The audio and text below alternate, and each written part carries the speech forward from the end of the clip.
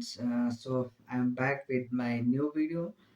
तो आज हम बात करेंगे एक नॉर्मल सा टॉपिक है। ओईटी के बारे में हम बात करेंगे आज, उसके बेसिक्स के बारे में। एक्चुअली काफ़ी मेरे लास्ट वीडियो के बाद मैंने देखा कि काफ़ी मुझे पूछ रहे हैं कि ओईटी के बारे में कैसा होता है, ईज़ी है या नहीं है।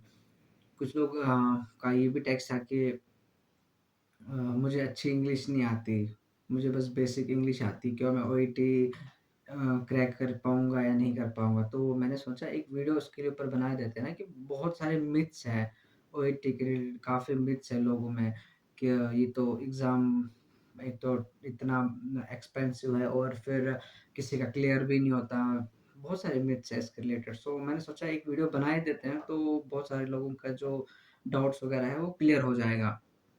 तो हम स्टार्ट करते हैं। पहले हम कंपेयर करते हैं। आप आए इसके लिए 2 एग्ज़ाम्स हैं। अगर आपको यूके आना है, एज़ अ रजिस्टर्ड नर्स आना है, एनएचएस में काम करना है, तो आपको 2 एग्ज़ाम्स आप दे सकते हो। पाथवे जो है वो 2 एग्ज़ाम्स है। पहला है आपका ओईटी और आइल्स। आइल्स आपको सबको वैसे पता होगा कि हाँ, आइल्स देते हैं, उसमें ज़्यादातर स्टूडेंट वीज़ा के लिए अगर जो अप्लाई करना होता है, या अगर आप एकेडमिक होता है या दूसरा जनरल होता है, तो आप कोई सा भी एग्ज़ाम दे सकते हैं।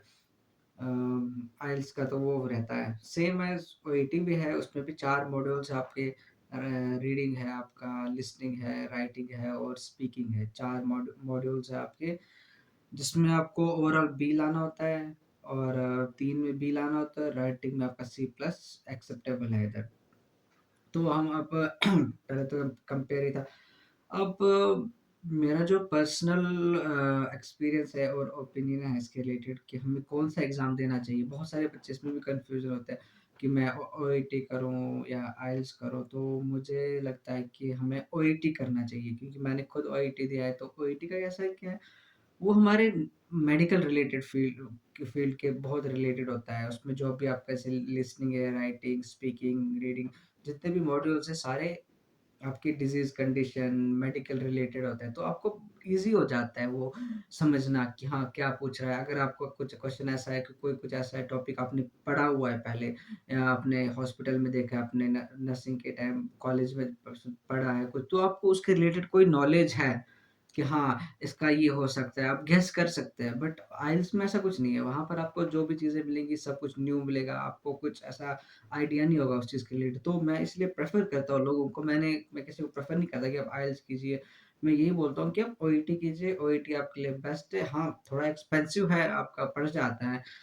उतने में आप 2 बार आइल्स दे सकते हैं, बट मुझे लगता है ऐसा कि ओईटी ज़्यादा ईज़ी है एज़ कम्पेयर टू आइल्स। अगर आप as a nurse, registered nurse आप यूके आना चाहते हैं, तो ओईटी आप दीजिए, बेस्ट ऑप्शन आपके लिए। एक और मिथ है आप कि हाँ, मेरी इंग्लिश अच्छी नहीं है, तो मेरा ओईटी होगा या नहीं होगा? बिल्कुल होगा। ओईटी के लिए आपको कोई अच्छी इंग्लिश नहीं होनी चाहिए कि हाँ, कोई आप अच्छी इंग्लिश बोल रहे हैं, बहुत फ्लुएंट एंड ऑल, नहीं। अगर आपको बेसिक इंग्लिश आती है ओईटी में, बिल्कुल आप ओईटी आराम से कर सकते हैं, कोई चिंता वाली बात नहीं है, आप क्रैक कर सकते हैं। बस इसमें आपको कुछ पहले आपका फ़ोकस चाहिए, आपका विलिंग पावर चाहिए, क्योंकि इसमें आप पहले स्टार्टिंग में ऐसा लगेगा कि बड़ा बोरिंग है, हो नहीं रहा, बड़ा टफ़ है, बट धीरे-धीरे जैसे आप उसको प्रैक्टिस करेंगे, क्योंकि इसका कोई सिलेबस नहीं है, तो आपको जो सेम चीज़ें रिपीट पे मोड पे रखनी पड़ती है, तो लगता है कि बंदा थोड़ा बोर हो जाता है सेम चीज़ें कर के। बट ऐसा बिल्कुल भी नहीं आपको करना है कि आपको ऐसा फ़ील हो कि यार नहीं, मैं क्विट कर देता हूँ, मैं छोड़ देता हूँ, ऐसा कुछ नहीं करना है। बड़ा ईज़ी है, अगर आप इसको अच्छे से करेंगे, ईज़ी है, काफ़ी ईज़ी है। कोई ऐसा रॉकेट साइंस नहीं है, कोई नहीं है कि नहीं होगा, ईज़ी है।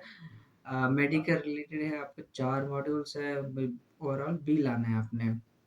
अगर हम पहले बात करें रीडिंग में आपको बी लाना है, जो आपका 350 मार्क्स होते हैं, आपके स्कोर होता है आपका 500 में से। इसमें आपके पार्ट ए, पार्ट बी और पार्ट सी होता है, जिसमें आपके पार्ट ए में आपके 15 मिनट में आपको 20 क्वेश्चंस करने होते हैं। उसके बाद पार्ट बी में 6 होते हैं और पार्ट सी में आपके होते हैं, आप इसमें आपके 16 क्वेश्चंस, तो 42 क्वेश्चंस होते हैं। 42 में से अप्रॉक्स अगर आपको पासिंग का स्कोर चाहिए, वो आपको 30 क्वेश्चंस आपको पास आपको सही होने चाहिए आपके। तो आपका जो है स्कोरिंग आ जाएगा, बी स्कोर आ जाएगा। सेम आपका लिसनिंग के में उसमें भी आपको 42 क्वेश्चंस करने होंगे, part A, part B, C.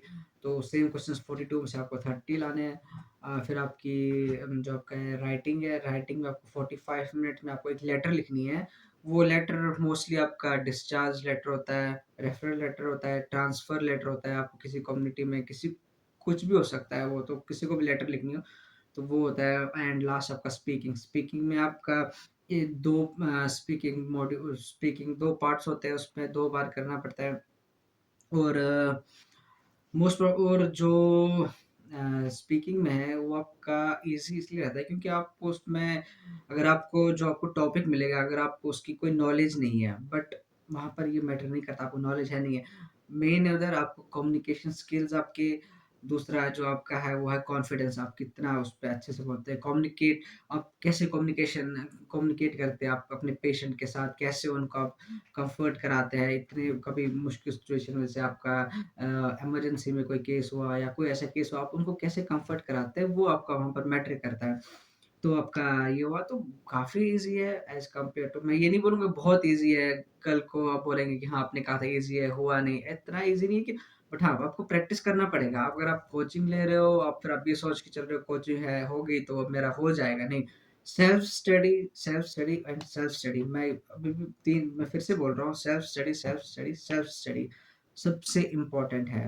Practice खुद से करना, कोचिंग वाले आपको कराएँगे, मैं मा बट आप उन पे डिपेंड नहीं रह सकते, वो आपको पास करके नहीं देंगे, आपको खुद करना है। तो सेल्फ स्टडी सबसे बेस्ट चीज़ है, इसके लिए आपको सेल्फ स्टडी करनी पड़ेगी, तभी जाके आपका ओईटी होगा।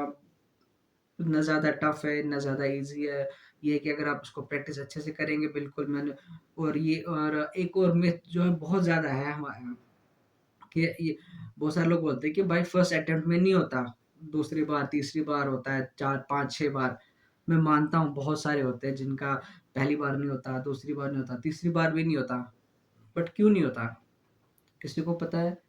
इसलिए नहीं होता क्योंकि उनको बेसिक्स नहीं पता कि कुछ इसमें टिप्स एंड ट्रिक्स है, स्ट्रैटेजीज़ है, अगर आप वो यूज़ करेंगे, क्यों नहीं होगा?